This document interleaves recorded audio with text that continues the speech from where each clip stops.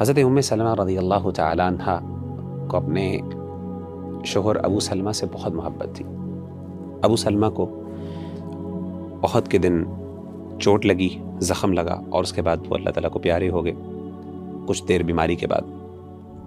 تو اللہ کے رسول صلی اللہ علیہ وسلم ان کی عیادت کرنے آیا کرتے تھے، اور جب اللہ کے رسول صلی اللہ علیہ وسلم کو یہ پتہ چلا کہ ابو سلمہ دنیا سے رخصت ہو گئے ہیں، تو آپ نے حضرت ام سلمہ کو ایک دعا سکھائی اور کہا آپ یہ کہیں انا للہ و انا الیہ راجعون، کہ ہم سب اللہ کے ہیں اور اسی کی طرف ہم نے لوٹ کے جانا ہے، اور ساتھ یہ بھی کہ اللہم اجرنی فی مصیبتی واخلف لی خیرا منہا، کہ اللہ جو مجھ پہ تکلیف آئی ہے تیری طرف سے، اس تکلیف کو رائگاں نہ جانے دینا۔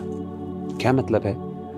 کہ اس تکلیف کے بدلے مجھے کچھ نہ کچھ اجر ضرور دینا۔